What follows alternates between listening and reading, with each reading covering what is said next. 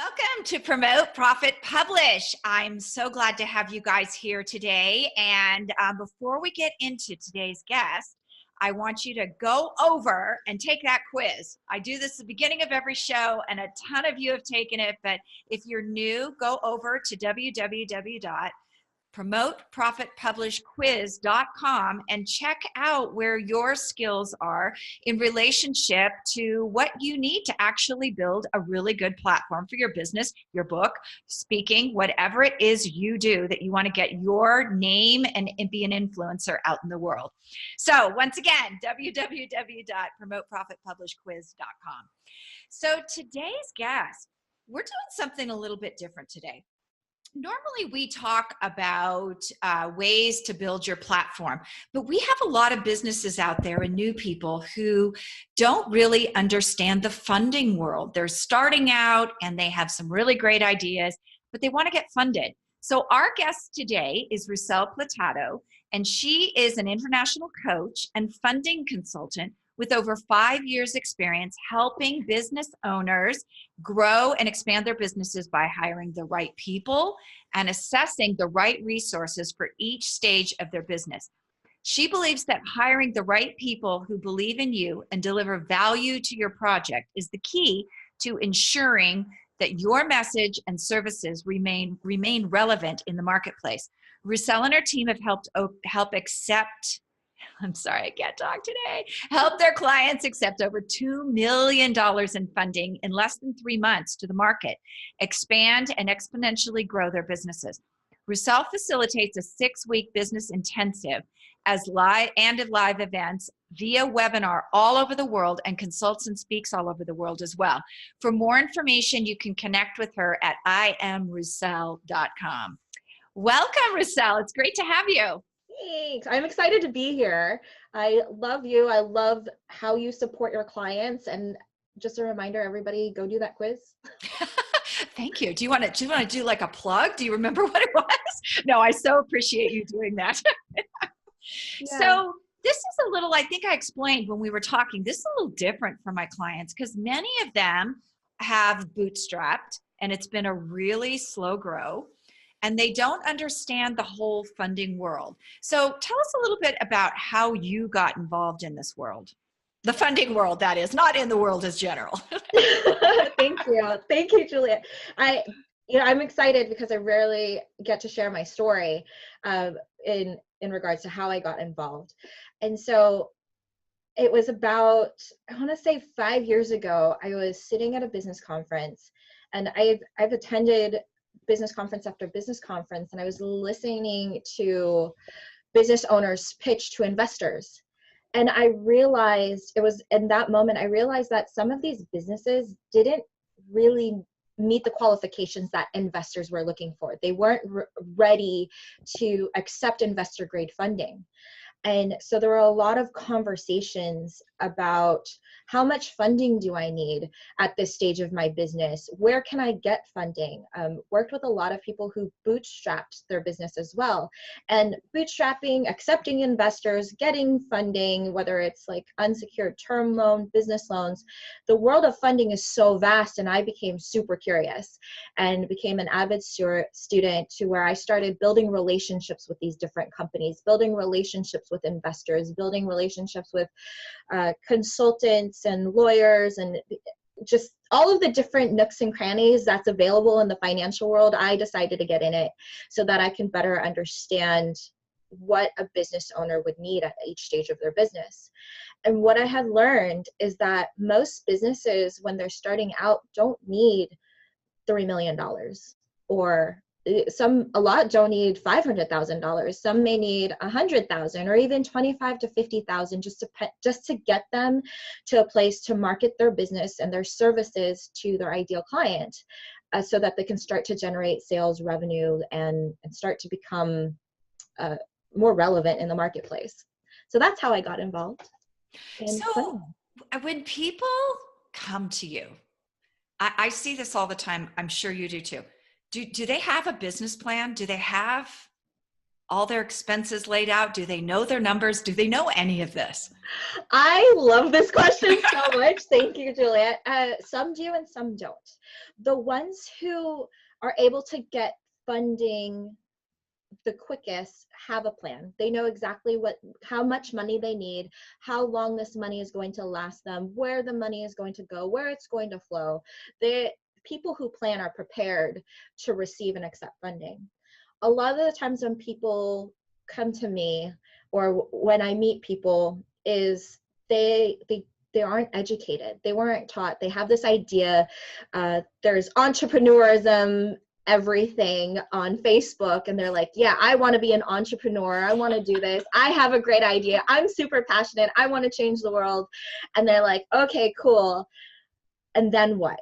And typically, no, they start to bootstrap and they try things out based off of these tactics that they learn from this person who decided to build a platform and become an authority. And they're like, yeah, this person looks great.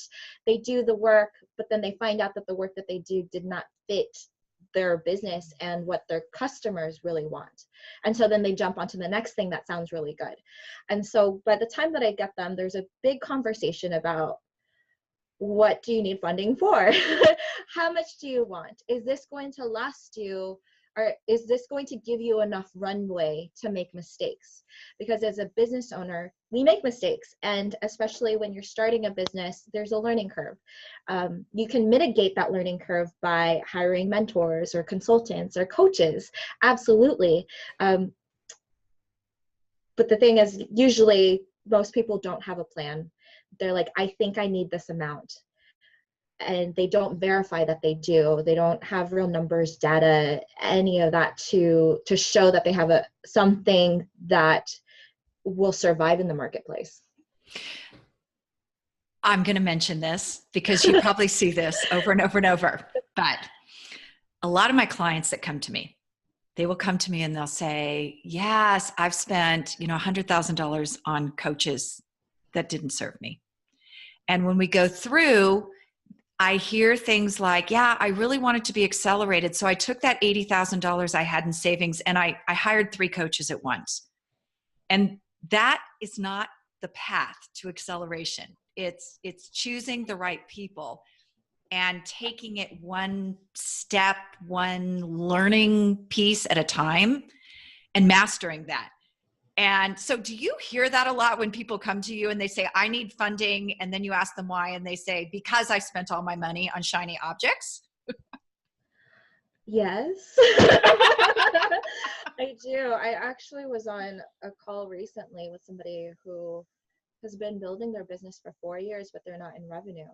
And it's because they spent all of their money on IP, intellectual property, trademarks, and he's now at a point where he needs investors, or he would like investors, but he's just not ready to accept them because he didn't do the work that was necessary in order to have a viable business, which is, in order to have a business, there's Ryan Donaldson, who I love very much. He oversimplified the process and said, business is 3 things. 1, you have someone who has a desire, a customer with a problem. 2, a way to fulfill and solve that problem, whether it's your product or service or somebody else's. And 3, a way to accept payment. Ideally, you're the person accepting payment. So I always have this in my mind as to, okay, what problem are you solving? How are you the solution for that? And are you going to accept payment for solving that problem? And so many times I'm hearing people who are like, I want to help others. And that's great. Cool. Do you want to help others and make money? Okay, let's have that conversation. Because if you're going to accept, people who have gotten to the point where they have $80,000 they spend and they hire these coaches, and your coach will have an idea of what they think that you can do, but really the answer to your business and the answer to how you want to solve other people's problem lies within you.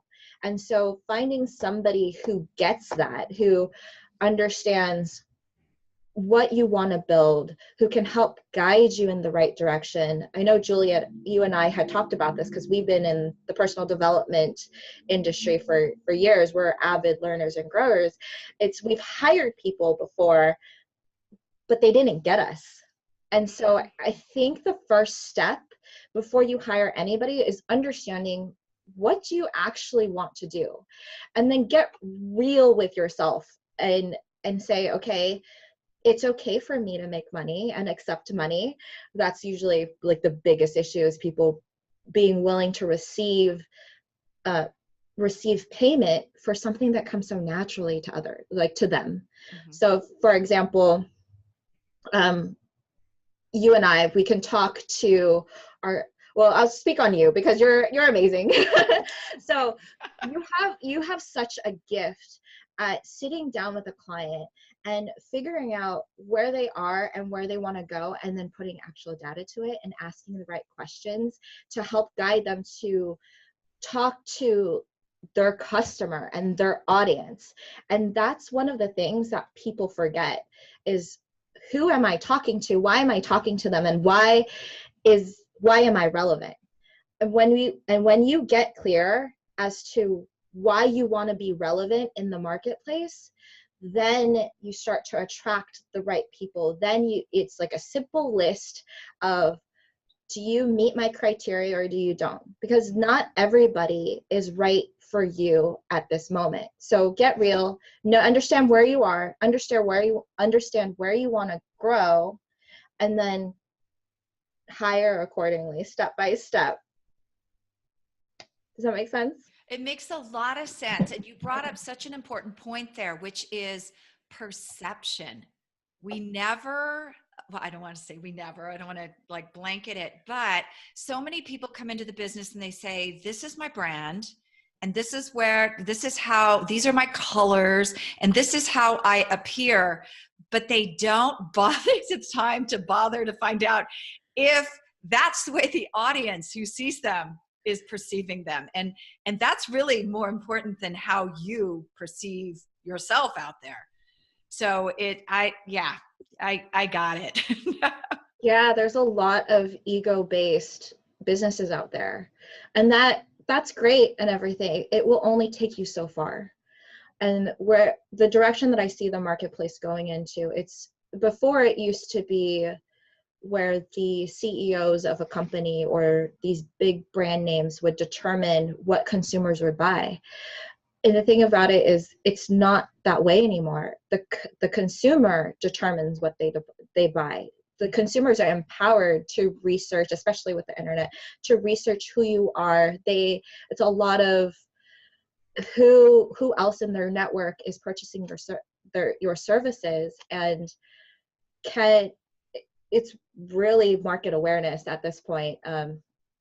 Building relationships is huge. Understanding exactly who, I've lost my train of thought. So it's just one of those things. And you're not even old yet. So wait till you get to be my age. So for people whose actions are primarily independent, so the small solopreneur, mm-hmm. That kind of covers my audience: authors, speakers, coaches, small consultants, and sometimes small business. How do they go about acquiring funds? Well, it's interesting. So there are many ways that they can acquire funds. It's actually really important that as a consultant, you know how and where to find funding, because you're going to run up, there will be points in your business where you're going to want to travel to speak on stage, and maybe you have clients that are in queue but haven't paid you in full yet. And so the way that you go about it is you can either get unsecured funding, whether it be term loans or business loans. I personally do a lot of the unsecured stuff. You can go to a bank. If it just really depends on what your goals are. So here's what I know. If you were to go to a traditional bank, they can only give you about 100,000 in funding, and that's their limit. So that's where, as a consultant, as an author, as a speaker, You're having your financials together, having a plan of action, knowing what it is that funders are looking for is important, and knowing about how much funding that you need is also important. So when it comes to as a self-employed business owner, you're going to want to make sure that you're incorporated, that that you file your taxes properly, that you are you're filing your taxes, that you're paying yourself, and that you're making an income. Because everything that lenders look for is they want to make sure that it's taxable, verifiable. You're also going to want to pay attention to your FICO score. And a lot of the times when I meet consultants and coaches and business owners who are in startup, they haven't thought about these things yet. Maybe they haven't incorporated yet. Maybe they haven't hired somebody to do their tax information, or maybe they have bootstrapped and they've maxed out all their credit cards and they don't know what to do next. And they're like, I need funding, but I maxed my limit. What do I do now? And yes, you can still get funding. There are creative ways. Maybe you need to get a silent partner. Maybe we need to create a plan to lower your credit card debt. Maybe we need to partner with a credit repair specialist. So depending on your situation, yes, you can get funding. But knowing which questions to ask and being prepared to answer those questions is going to be really important. And you bring up a really important point when you're bootstrapping. Those credit cards, if you max them out, your FICO score goes down. And so now you put yourself in a position where you may not be able to get funding. Yes.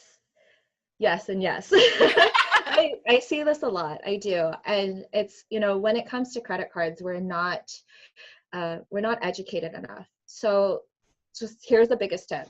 When you're thinking about your FICO score, thinking about utilizing credit cards, you want to keep your credit utilization to under 30%. This is standard across the board. That will help keep your payments low. If you can pay early, do it. On time is good. So, and keeping track of that. So it is part of being disciplined and organized. And I think that's one of the biggest learning curves for business owners, is that discipline of tracking your numbers. Another thing to think about is, okay, cool, I'm maxed out. What do I do next? The next thing that you can do as an entrepreneur, which I think is brilliant, is get great at enrolling people to believe in your project, because then you can acquire silent partners who will be vested in your company so that you can utilize their credit scores. In order to do that, it's not like an angel investor. It's what it is you do need to create a plan with that silent partner. And the documentation is simple. The difference is that rather than you personally going in and applying for the funding, your partner would be doing it. And then, we talk about relationships that way. Interesting. So I don't know if you know Catherine Bell, if you've talked to her, but you have. She's fantastic. We just ran, I'm just going to mention this, not plugging it, but I want to talk about it a little bit. She just ran a program called Do the Numbers. And she ran it in beta. And as the person who was overseeing her beta, it was incredible to me how resistant people were to actually doing their books. I mean, she has this amazing spreadsheet and how to roll the credit or snowball the credit and get yourself out, and cash flows and the whole 9 yards, excuse me, that entrepreneurs need. And that was the biggest thing in the program, is watching those entrepreneurs like have this complete resistance to actually putting those numbers in a place where there was accountability. Yeah, money can be a really emotional topic. Mm-hmm. And so I'm going to go a little woo on you just because this is how I perceive it. It's what I find is that the people's resistance to actually looking at the numbers is a resistance to them forgiving themselves about acquiring this debt. Most business owners feel like they they're supposed to know the numbers. This is like, you should know your numbers. You need to know your numbers. That's what it means to run a business, you know? And the fact is that we haven't been taught to pay attention to those things. We haven't been taught to think about our lives in a way where every decision that we make has a consequence. And typically when we look at, many of the actions that we take are reactionary. So we react to whatever is relevant, whatever is emotionally charged in the moment.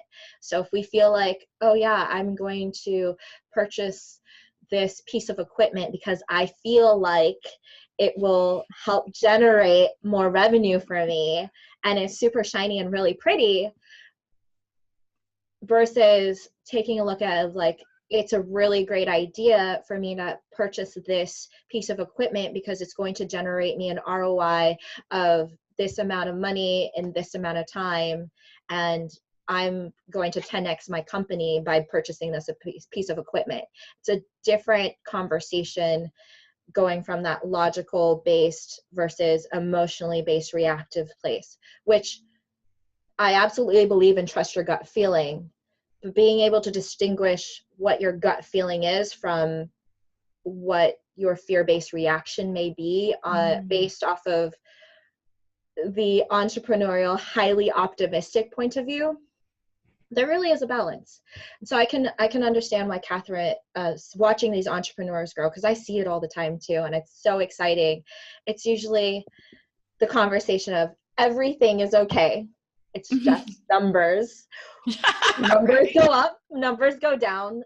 There are zeros, and sometimes you may see negatives. All of it's fine. Yeah, right. All of the business is booming, and behind the scenes, it's like, oh my God, I'm gonna have to file for bankruptcy.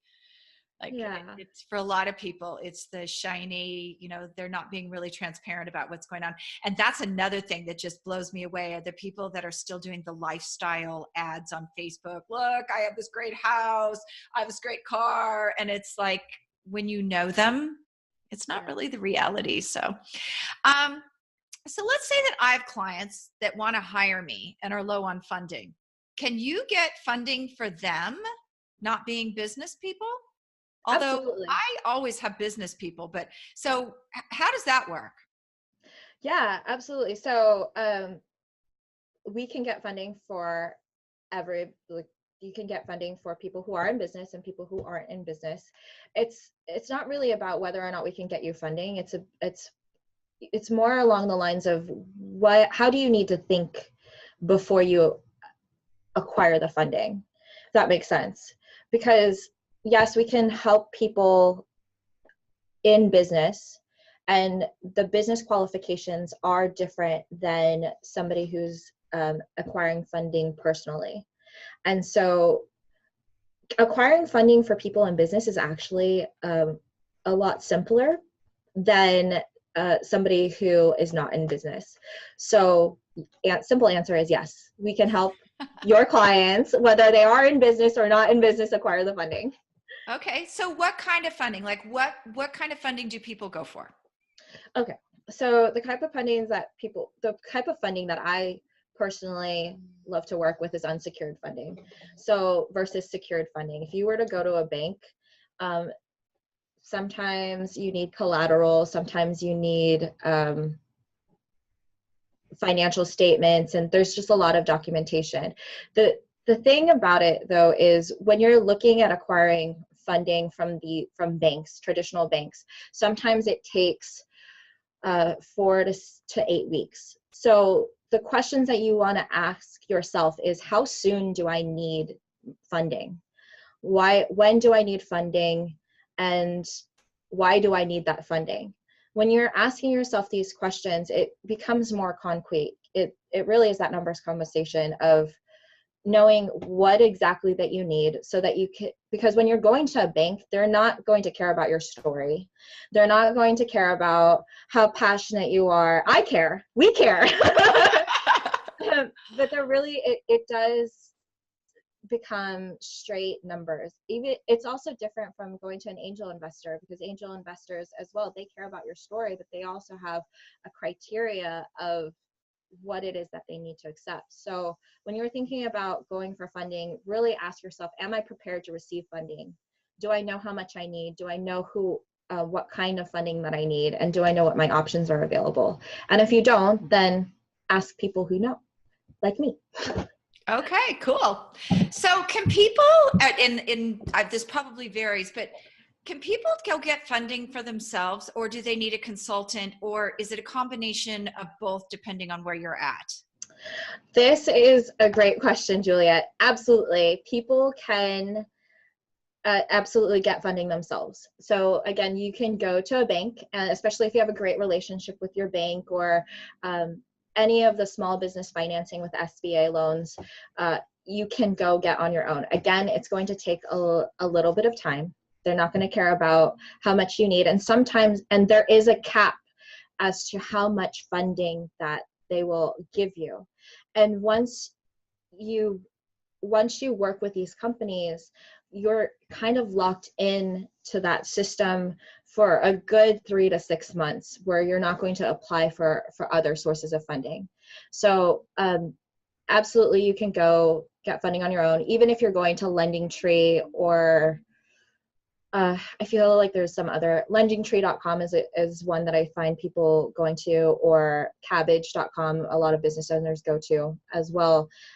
When you're following it for yourself, you're going to be the one doing the work and putting all the paperwork together and putting all the submissions. When you're working with a consultant or any company that agrees to raise funding, $25,000 to $500,000 is typically what I see across the board. You're working with somebody who's going to advocate for you. You're working with somebody who wants to hear your story, is passionate about what you're doing, and knows exactly what your goals are. And their job is to gather all the documentation, ask you all the questions so you don't have to think about it, because building your business is already emotionally taxing. So hiring a consultant mitigates that. There was a company that I helped recently who experienced this similar situation, where on their own they were able to get they qualified for $40,000 in funding. It was a metals company, and by the time that they reached me, we had gotten them qualified for over $300,000 in unsecured term loans, as well as lines of credit, and they accepted about $210,000. So on your own, you're typically limited to as much funding as you can acquire. And then with working with a consultant, they'll help you make sure that every action that you take doesn't significantly affect your credit score, because that's a thing. They're going to make sure that you're getting the maximum amount of funding based off of your goals. And they'll also provide you with other creative ideas as to how you can continue to grow and fund your business. Awesome. This is great information. So where is the area here where is it with the venture capitalists where we start having pitch decks and all that put together? I think it's a great idea for you to continue to always be refining your pitch deck. A pitch deck, I feel like, is really important because it keeps you as a business owner grounded with your company. It's also a really awesome visualization in regards to pitch decks. I think that having a business plan is also super important. So that's something that from day one you should be considering anyways. The biggest piece of the business plan, I believe, is the market plan that goes within the business plan, because it really is about your sales and how you're going to generate revenue for your company, for your family, for yourself, however you want to think about it.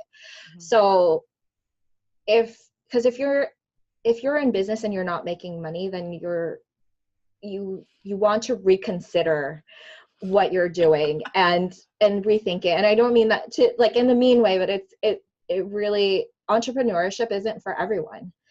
And if you're really passionate, you have an idea, that you want to share with the world, partnering with the right people is important. So if you're the type of person who doesn't want to look at the numbers and doesn't want to think about the day-to-day operations, consider finding somebody who loves to do that and partner with them so that you can do the things that you love to do. And so that's where hiring the right people is really important, because there's only one of you. So do the things that you love to do and hire out the rest. Yeah, definitely stay in your zone of genius and work the income producing activities as a solopreneur. I can't even stress how important that is. You can go from class to class, but if you don't have, learning new skills, but if you don't have income producing activities in your business every single day, you're not going to have the revenue you're looking for. It's really important. Right. I think the biggest piece too, because I know at the beginning of my journey, when I was learning about entrepreneurship and business, building businesses, the one thing that I find myself and other business owners came into difficulty with is they weren't clear on their messaging. They weren't clear about how they want to help. And it was like they had this big idea that was like this large, and they didn't know what their next step was. So if you can get really clear on your vision of what you want to create, get as crystal clear as possible so that you can get the feeling of it, then start to share your idea with people who you know will support or critique and give you valuable feedback. Start there. I think clarity is really one of the biggest things that I find business owners struggle with when they don't have a business plan and they don't have their financials in check, and they come to me and we're like, I want to do this thing, but I don't know what to do next. So yeah, that's the one thing that has really made an impact on how I'm growing in business. That's awesome. And we actually address that with the quiz, because we have so many people that have spent a lot of money on messages that weren't them. There's no clarity. And so there's no audience connection. And that's one of the big things we actually use it for is you're trying to validate a product. Let's validate that audience too. Because it just may be that you have a great product, but you're in front of the wrong audience, or you have a great audience that you're offering the wrong product to. So there's really a lot of consumer feedback that takes place within that. And I agree. I completely agree. That's why I do what I do, because I see so many people out there who are a little messy in that area. Yeah. If they just get cleaned up, they will have much better success. Yeah. So having a great CPA who is doing your tax filings is going to be a lifesaver, especially if you're a business owner. You're going to want to be up to date with your corporate tax returns. You're going to want to be up to date with your P&L statements and your budgets. When it comes to business lending, that's across the board what lenders are looking for are great financials. So if your company isn't making a minimum of $15,000 per month, you're going to run into some challenges in regards to acquiring funding. So for business owners who are looking to acquire business funding, the first goal is to get your business generating at least $15,000 per month minimum for a minimum of 3 months, and then you're pretty good to go. If you don't meet those qualifications, the best way to go is personal, and then you're bringing your personal information, your FICO scores. So your business credit and your personal credit go hand in hand. Taking care of both is really important, and so that's what we find. That's very good. And remember, on that personal credit, you have to be cutting yourself a paycheck and all that. So when you say, oh, there's 15,000 that came in the door, remember, by the time the government, the state, the federal, the FICA, Social Security, all those things, when you're cutting yourself a paycheck, it's not as much as you think it is. A lot of us in my circle have been practicing the profit first It's a book out there called Profit First, and I cannot think of the guy's, I know his name, but I can't say it. So I'm not going to say it because I will butcher it. But a lot of us have kind of gone over to his system of keeping our books so that we make sure that we get a paycheck every single month. And that's important if you're using your personal credit, isn't it? Yeah, absolutely. Yes. It's important to, so lenders are looking for verifiable taxable income. So say your company is in revenue 120,000, but you write off 60,000 of it. So your company is only showing that it generated 50,000 in income. Mm-hmm. And so there is a way, you just won't qualify for as much funding. Paying yourself first is always important because that's how you make a livelihood. So being able to differentiate your personal versus your business is important.